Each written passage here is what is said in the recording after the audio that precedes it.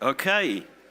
Good afternoon, everyone, and welcome to the final substantive session of the day. I hope you've had a great day so far. I certainly have. And now we're looking forward to sending you home with a session that's going to be a really rousing crescendo on the day. So it's a really great pleasure to introduce Jisc's Director of AI, Artificial Intelligence, Michael Webb. So I've actually known Michael for 25 years, worked it out earlier. We first worked together at the University of Plymouth back in the year 2000. He's always been an inventive, creative tech and data professional. Back then, he produced one of the first virtual learning environments for Plymouth University in-house, built on the Exchange 2000 email and groupware platform, as it was then. And bear in mind, this was well before, well, not well, it was a few years before the time of Blackboard, WebCT, Moodle, and certainly well before the era of Teams. He went on to mastermind Plymouth's personalised staff and student portals, again, at that point, well ahead of their time.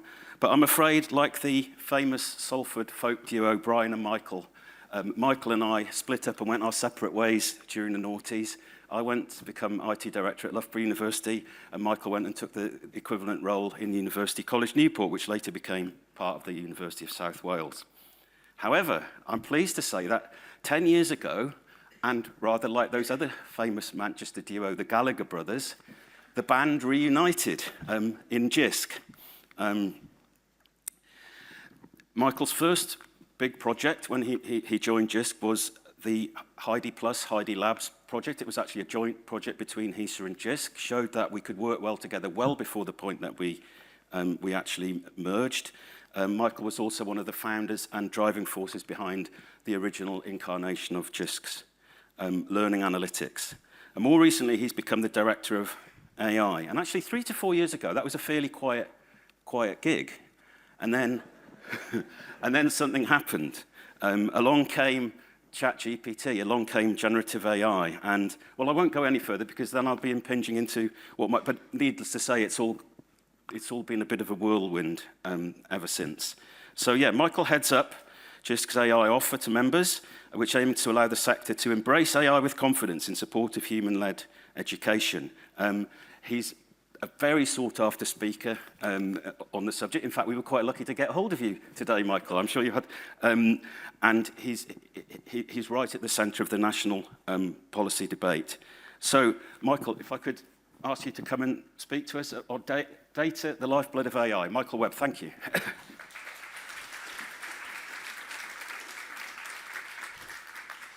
Hi everyone, so it's lovely to be here. I know what you're all thinking. You're thinking, if Phil and I have known one another for 25 years, we must have gone to school together.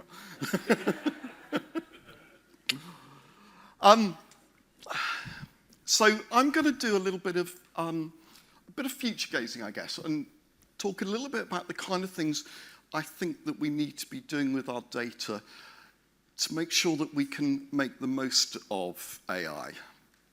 And I had a kind of single message in mind. AI is fast moving now, and the government announced substantial AI action plan last week, which I'm sure a lot of you have seen. So I also want to reflect a little bit about what we as a sector might want to do to influence, take advantage of that. So I want to start with just a little look at what's happening at the moment. And I'm always aware when I'm talking to audiences that perhaps you're in very different stages on your AI journey. So I'll just touch on a couple of interesting things that are happening at the moment. I then want to dive in a little bit into the relationship between data and generative AI. And I'm going to go into a little bit of technical detail on it, just to help us kind of see what sort of things we might want to be doing. And then end with some ideas from the next steps, a little story from a sector adjacent to us. So, what's happening now? This isn't what I was going to say 2 weeks ago, which is the joys about talking about AI. But the government has revealed an AI Opportunities Action Plan. And I actually really like it. I think it's a really good piece of work. So it's got 50 recommendations in it. The government have accepted, they said they've accepted all 50. They've actually only partially accepted one, which is related to immigration and skills. Things don't change. In it, though, it talks about kind of 3 levels. The aim is for the UK to become an AI maker, not a taker. And that's quite an ambition, especially when it's phrased as we should be the best state partner to those building frontier AI. It got even harder yesterday when the USA, the Trump administration, announced that they were going to pour $500 billion, that's a big number, into AI in the States, led by OpenAI. So, tough thing, but, you know, nothing wrong with being ambitious, is there? To do that, they've talked about the foundations. And it covers, I think, all the things that we need to. So perhaps in the UK, we previously focused very, very heavily on safety. And that's important, clearly. But infrastructure, both power and compute, super important. Data, which is the thing that we're here today to talk about. And some very specific things around data. And skills, so all the pieces we need. There's another challenge to us, and I mean that in a positive way. They talk about changing lives by embracing AI, and they want the public sector to lead on this, which is great. So let's have a look at what they're saying about the data side. What they want to do is unlock the data assets in the public sector. They want to do this so that it can form the basis of AI research, training, all sorts of things. So, 5 high-impact data sets made available to researchers and innovators. Now, we can guess that environment, health will be some of those. I think we need to push hard for education to be one of those 5 data sets, yeah? And I think we need to think broadly, widely about what that might look like. I think it needs to cover the entire learner life cycle from school onwards, so the things we were talking about joined up learner numbers there. But I think that collectively we need to think about how we push and make that happen. The next one, I suspect it might be a slightly scary one as well, but they're saying that we shouldn't just use the data that is there already. We should shape the data that's collected. The gold dust for me on this is actually textual interactions data that contain good pedagogy with students, for example. So it's not just about the numbers. And build the infrastructure so that we can make use of it. And I'll touch a little bit about a kind of small example of that right at the end. So I think we've got a huge call to action on this one, and we need to start thinking collectively about how we rise to it. Push hard on cross-economy adoption. So the public sector should rapidly scale AI and encourage the private sector to do the same. Okay? So we should lead the charge on this. I think that's a really nice thing to do, a kind of a fantastic thing for us to get involved in. And we need to do all the things necessary, including get our data in order to enable this to happen. And this was, I think, the bit from the announcement that really, really pleased me. So this was the quote attributed, and we all know that people don't really say the quotes, they're written by the press office, to the Prime Minister. But AI would drive incredible change in our country.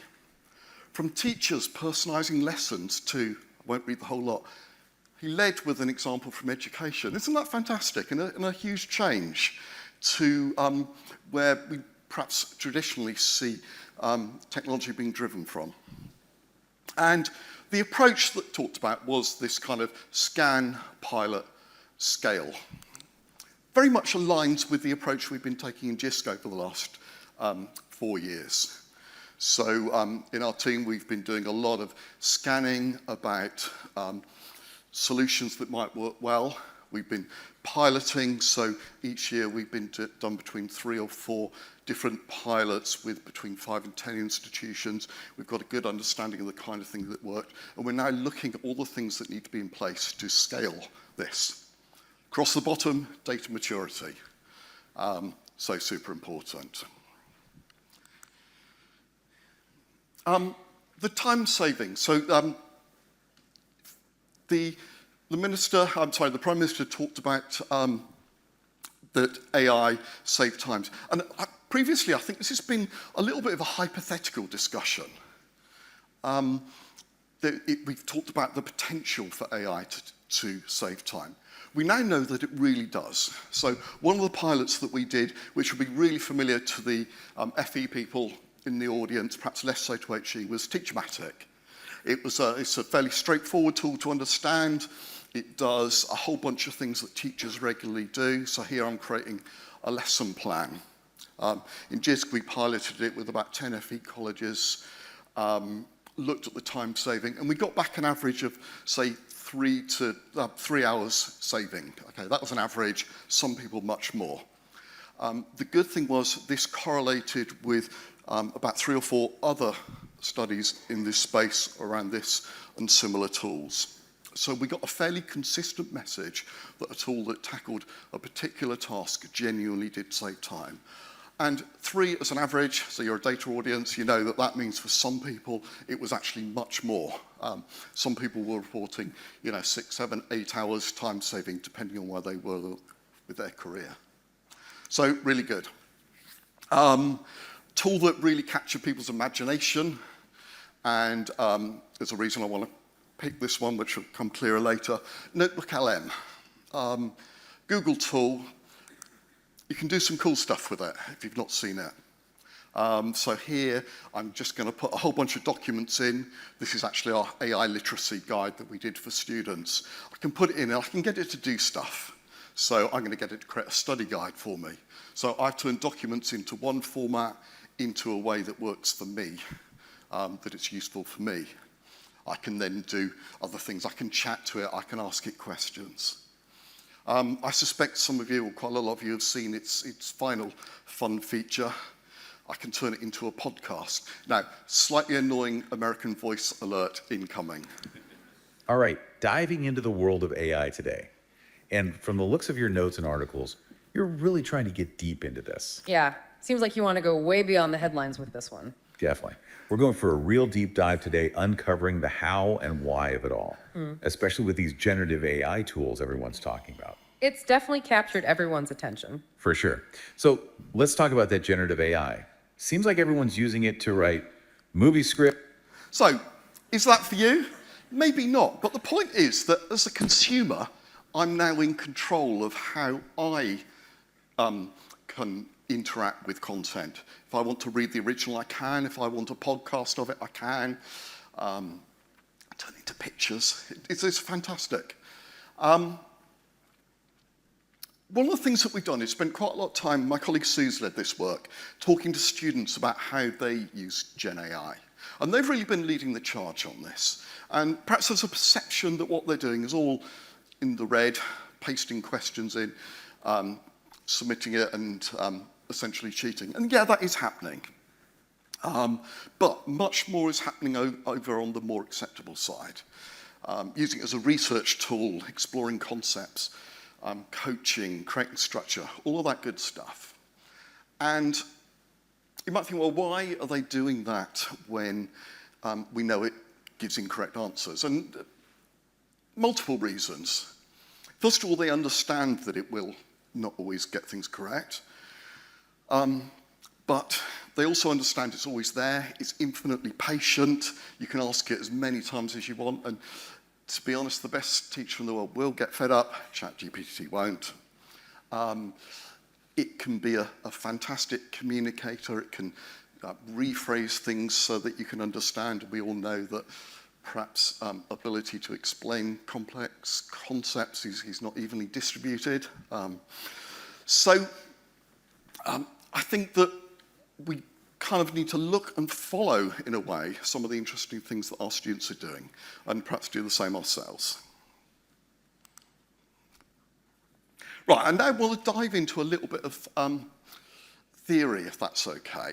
And some of these explanations, it's the first time I've tried it, so you're a test audience, but I thought a data audience won't mind. So first of all, a little history lesson. AI is 70 years old this year. Okay, so the term was first coined in 1955 for a conference in to be held the next year. And actually, if you read the conference briefing, it's aiming to do all the kind of things that we do today, which is kind of cool. In the 60s, we started to see kind of fascinating AI stuff appear. Eliza, if you've ever used it, it's a chatbot that is remarkably good even today. We then tried to solve making these systems into experts, these are called expert systems, and we actually had commercial products that acted as a doctor and did okay. But we hit a brick wall. Nothing happened of any consequence until the 80s. Slight over-exaggeration, but this is where I came into it. I did what was at the time a thoroughly useless undergrad course in undergrad degree in AI. Proved to be remarkably useful 30 years later. But there we go. We started to see everyday tools that we don't think of as AI necessarily. Speech recognition, recommendation systems, and you know the rest, the other things that happen. Right, why have I talked about that? I want to talk a little bit about the data that's behind them. So, in the 50s, it was kind of symbolic AI. Okay, so we had expert systems, and we wanted to essentially extract how things are done from people, write it down as a list of rules. And it worked to a certain degree, but it hit a brick wall. So the data there was structured human knowledge. A bit later on, kind of around the 80s, machine learning became kind of viable. And yeah, in my undergrad days, we hand-coded neural nets, and they kind of learned, but they didn't do anything particularly useful, as you can imagine.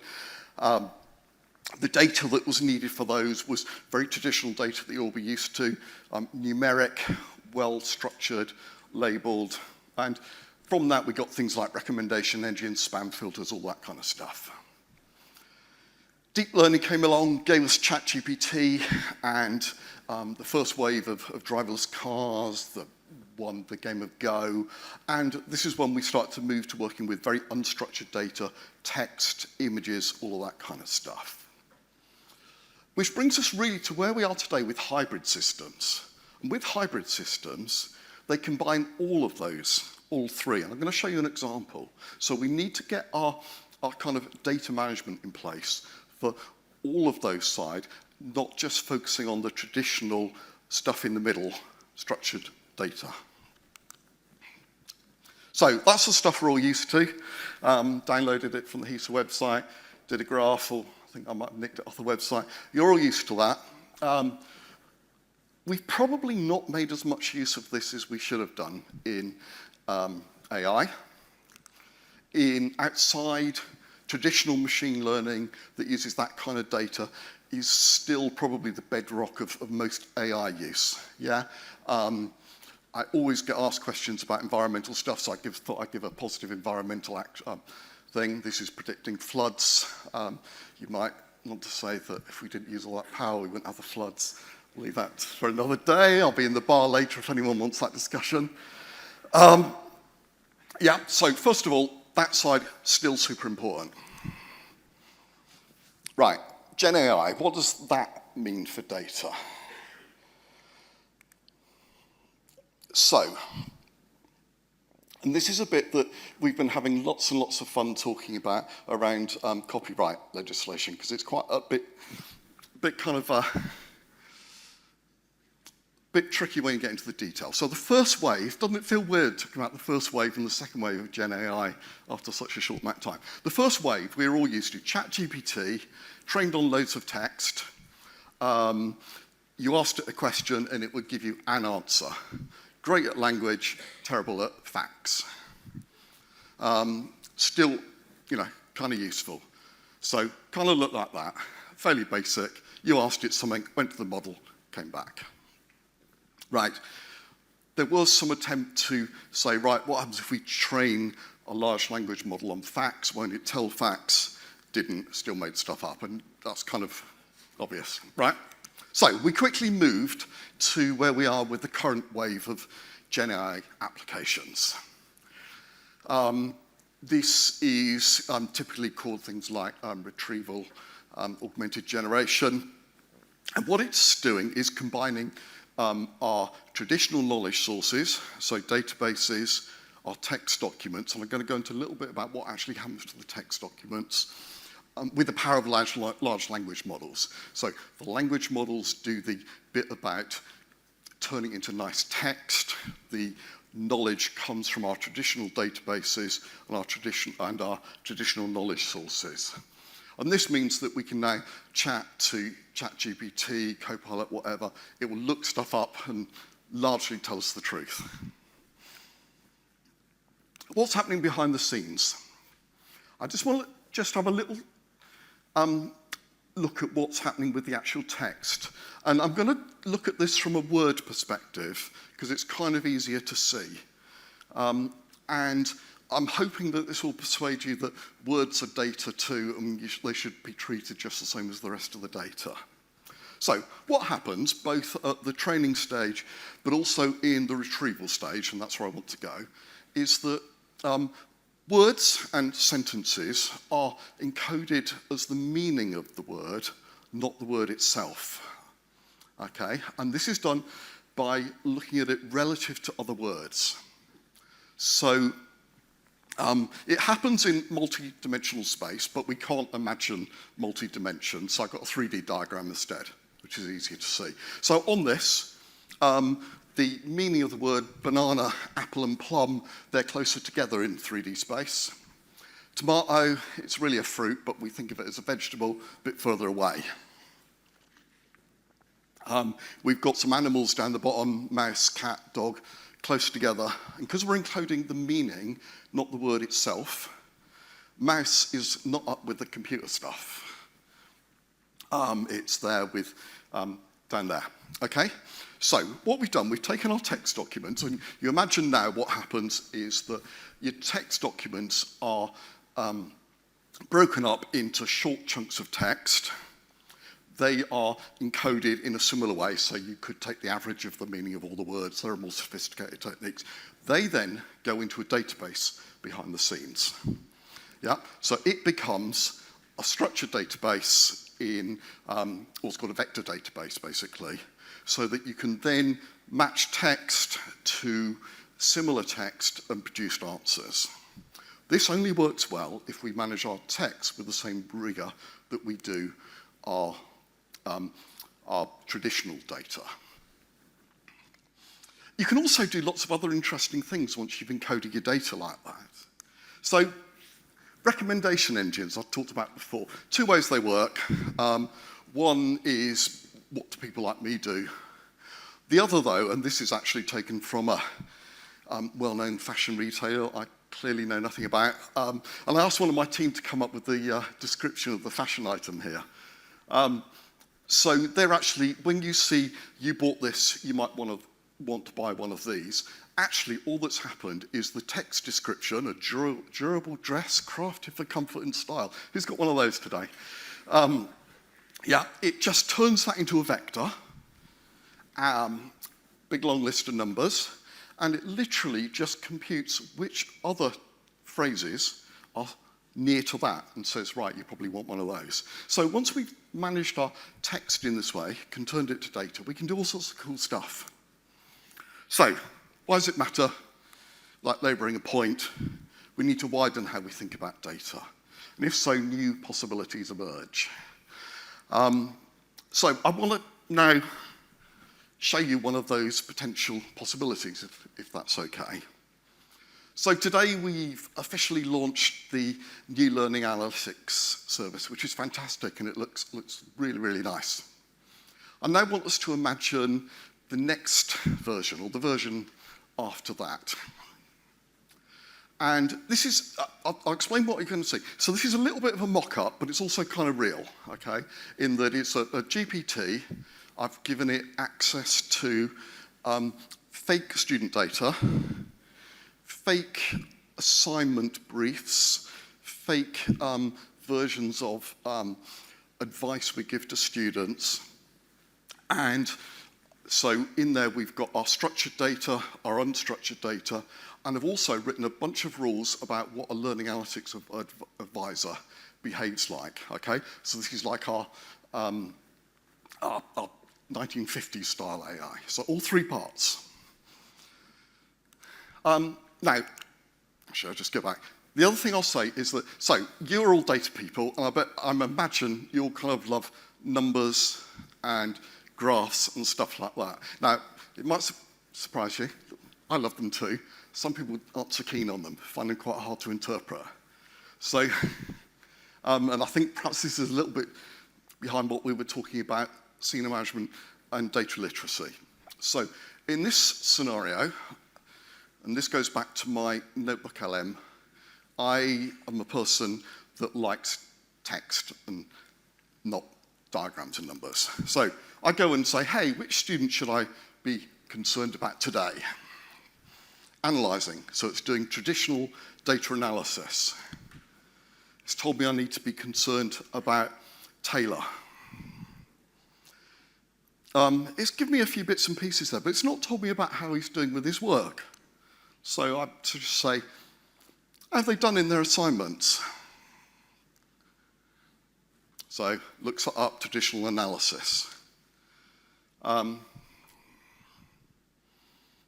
Hey, well, that's cool. He's done well in some of them, really badly in one of them. So I wonder what assignment 311 was. So this is now where we go into the text analysis side. So behind the scenes, it's got access to all of the briefs of the assignments, but it doesn't just give me that. It gives me a little short version of it. And because I've given it some rules about the kind of thing that a learning advisor would do, it's actually given me a little bit of a suggestion about what we might want to do. Saying, hey, they might have challenges with clarity of argument, depth of research. They did well in number 4, though. Can you compare that with assessment 4? Case study. Okay, quite different. They got 91% there. That was about evaluating strategies and things like that, so a different set of skills. So we've now got some insights. They perhaps struggle with abstract tasks, but are really good with practical ones. This is just an example, yeah? I'm not saying this is grounded in any significant truth. So that's cool. Got an idea. Have we got anything that can help? Now, I asked ChatGPT to come up with the name of a typical British university. See if you... Pretty good. So it's looked through a selection of synthetic resources and has picked this one up that might help Taylor, which is cool. I think, yeah, I agree with that.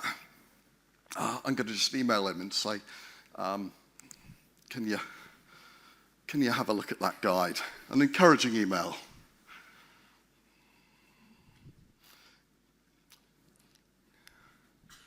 It's kind of positive there. Yay. Okay, that might not be how you really write. Yeah? But you get the drift on this. So we've gone from a situation where we're just looking at numbers to very quickly something that is actually a bespoke action to that person. That's cool. I like that. Anything else I need to worry about today? I didn't know what it would say when I said this.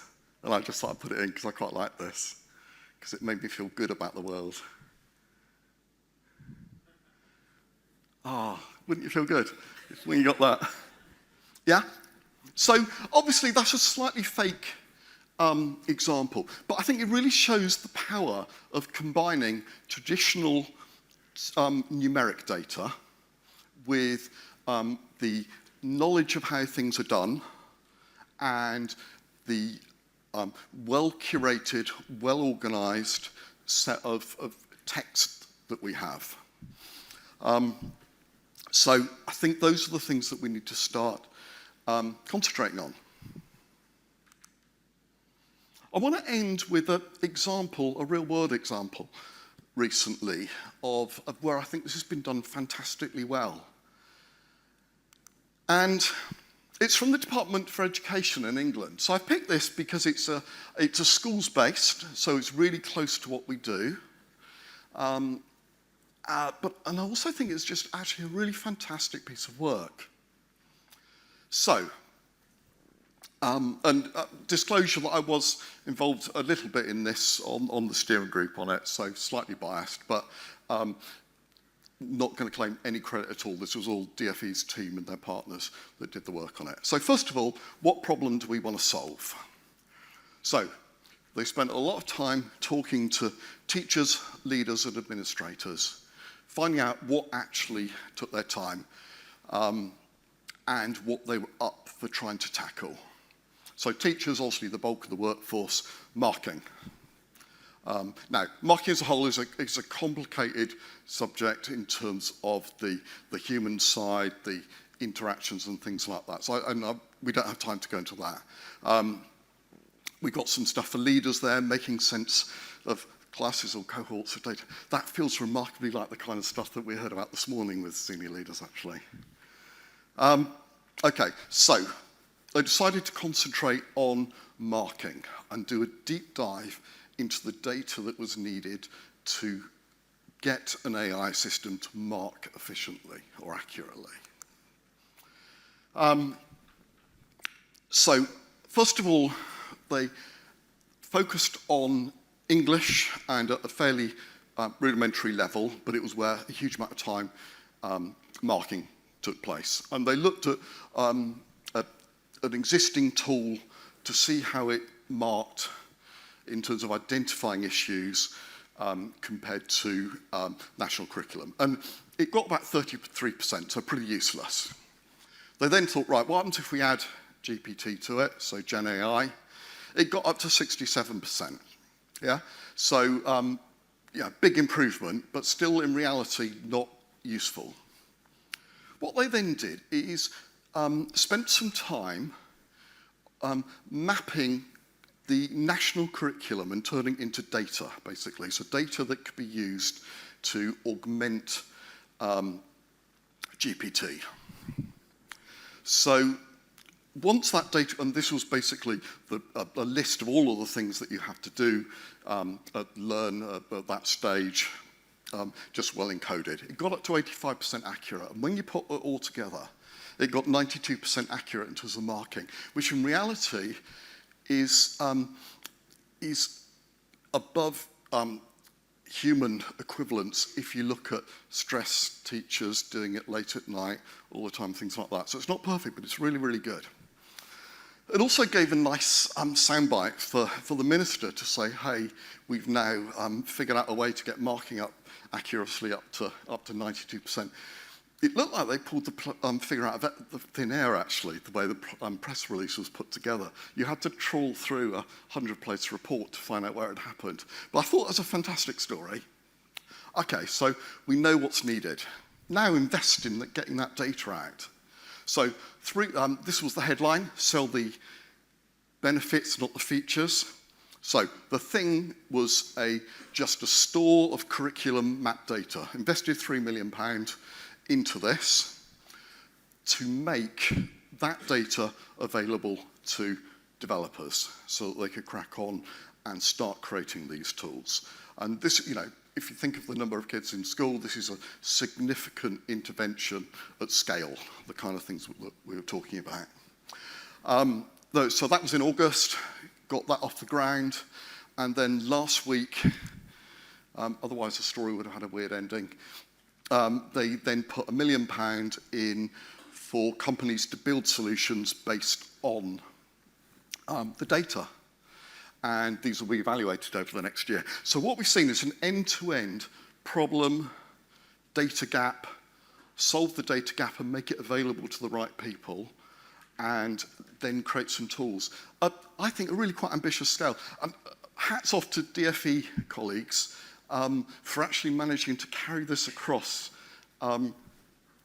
across administrations, because this started under the previous government and continued under the current one. So fantastic piece of work, and I think a model for us to look at and see how we can follow.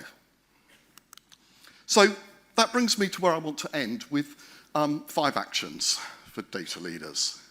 So first of all, if you're not using these tools, make good use of them yourselves. Yeah, it's really difficult to talk about it if you're not using it. Get it to do some data analysis. It's one of my I don't use Excel much anymore. I just shove it into Copilot or ChatGPT and get it to do the analysis. People aren't sure what they're allowed to do, so set boundaries to enable exploration. Once the goals, the rules are clear, people are much more happy to experiment. Invest in staff development, no-brainer. People will have very conflicting feelings about this. We heard earlier today about the staff that got really sad because they couldn't spend 5 days wrangling the timetable, yeah? People will be worried about the environment. They'll be worried about bias in the data. Don't shut it down. Create forums to enable discussions about that. And the reason that I picked the schools example, I think we need to scan other sectors. And we've heard people mention other sectors a few times already today. I think it's super important. It's moving fast. Let's keep an eye out and learn and follow the best. So that's it from me. Thank you very much for listening.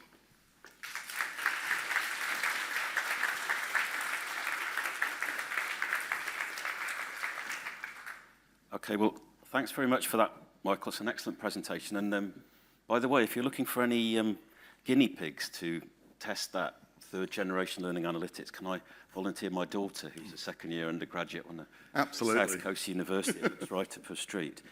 Okay, we've got time for a few questions. There is one question which I'm going to ask on the panel. I'll go around the room, but if people do want to ask questions, and I'm sure people must have some questions to ask, please take this opportunity, use the app, or if people aren't able to type quick enough, I'll go around the room in a minute.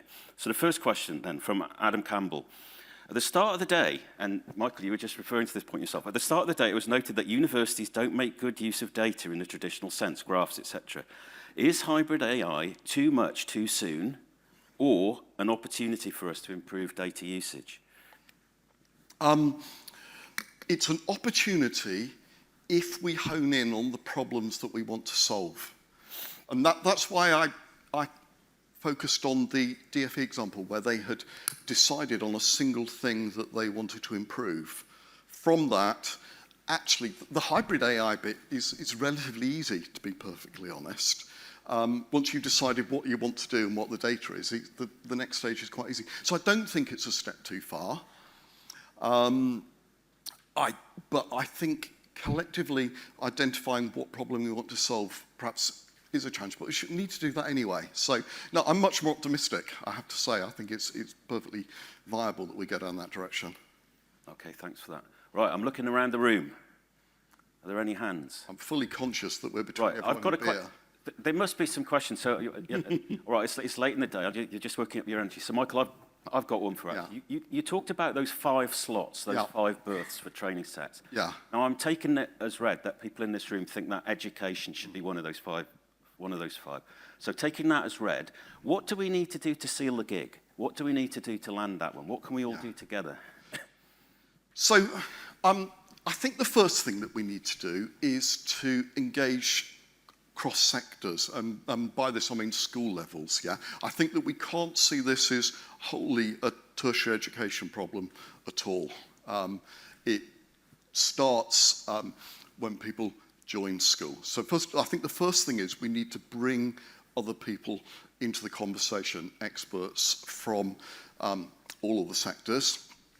I think that we then need to, again, sorry, I'm going to sound like a stuck record here, but focus on what the one problem is that we want to solve. Now, I'm not going to say now what it is, but it might well be, some particular demographic or some particular progression issue or something like that. But I think we have to hone in on a single problem that is going to be attractive to a minister as an announcement, which is what the DFE stuff work for, when they say it at scale. It has to be one that's useful for us. So cross-sector collaboration, single ministerial-friendly soundbite thing.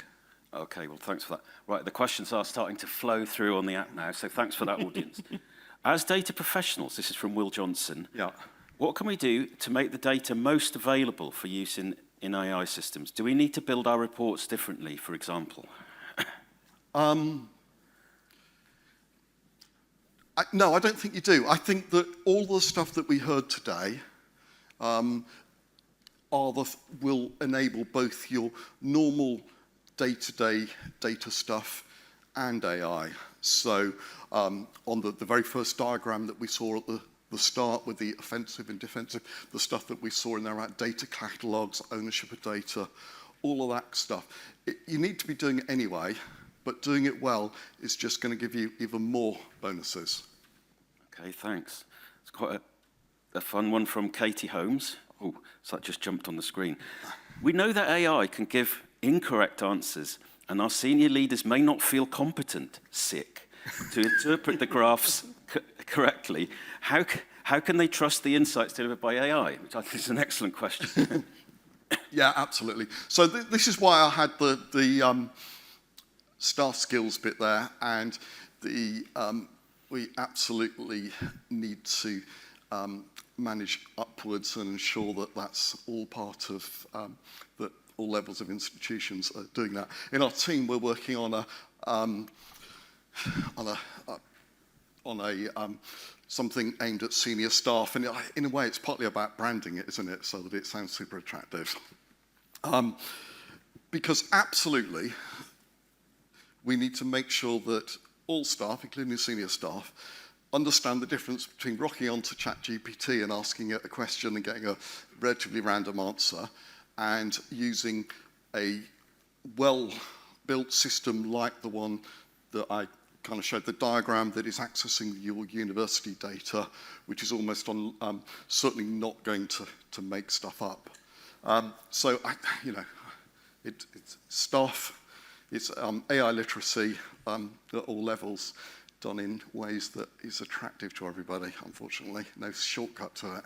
Okay, thanks for that. We've got, try and squeeze in one or two more. So this is getting a lot of traction on the app from Paul Cross.